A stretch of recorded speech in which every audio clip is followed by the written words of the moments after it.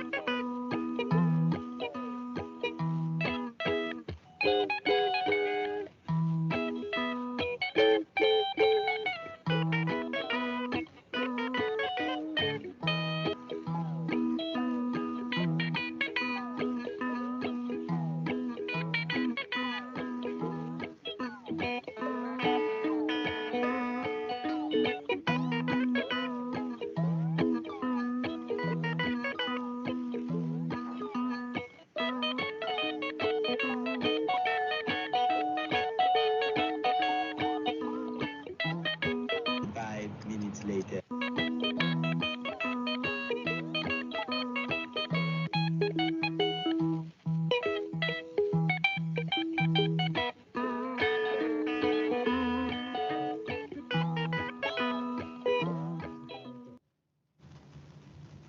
Now that we have used the tools, we will go more into depth of what our results are and what they mean. Firstly, we use the ORF Finder, specifically in a FASTA format, as it recognizes any alphabet in the sequence.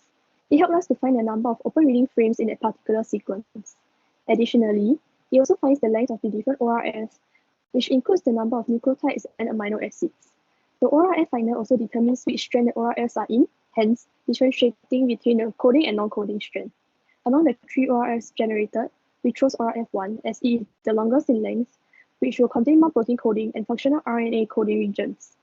ORF1 is then translated into an amino acid sequence, as seen in the yellow box, which we can then use in the BLAST2 subsequently. After obtaining the amino acid sequence from the ORF finder, we translated ORF1 using BLASTP. By using BLASTP, it helps us to determine the proteins in the ORF of the sequence. The results generated showed that the protein is a hypothetical protein found in thermoplasma acidophilum. It is the highest result with 100% result accuracy, and there were no gaps in the sequence of the hypothetical protein as well. Next, we also use BLASTX to search for the presence of proteins in our amino acid sequence from ORF1. The first result was a chain A crystal structure, which is essentially a crystal structure part of thermoplasma acidophilum. Hence, these results help us to confirm our findings from BLASTP, which is the hypothetical protein in thermoplasma acidophilum. The next bioinformatics tool used is the conserved domain tool. It helps in identifying conserved regions of the protein, which is important to understand specific functions of the protein. In this case, with our mystery sequence, the result generated for our conserved domain is the actin-like ATPase, which is involved in cell morphogenesis, with functions such as cell cycle control and cell division. The next bioinformatics tool is the psort tool.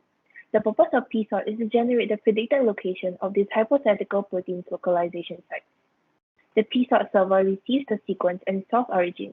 In this case, as seen in the video previously, it is of archaea origin. The psort server then analyzes our sequence by applying sort rules for various sequences, features of known protein sorting signals. It finally lists out a report of the possible localization sites.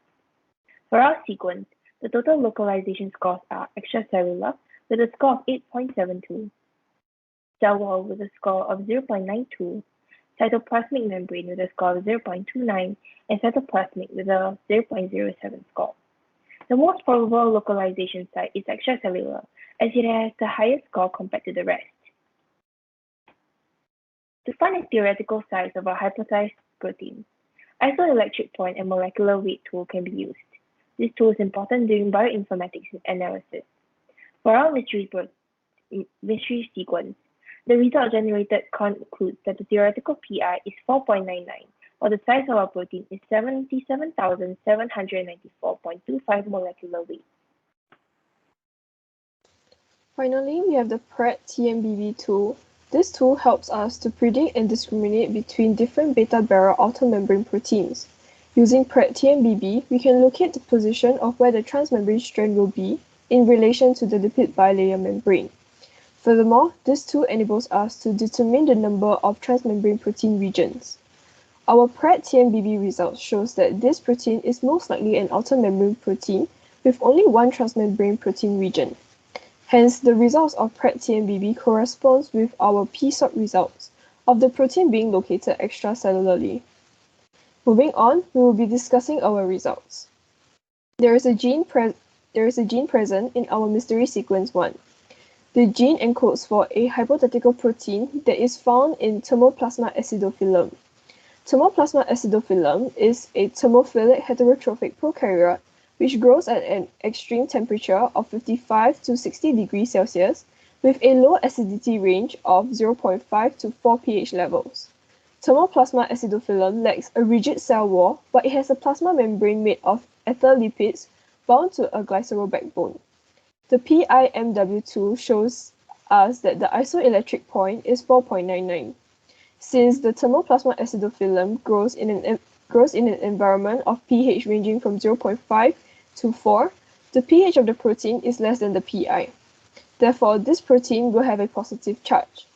Furthermore, it also tells us that the size of the protein is 77,794.25 molecular weights.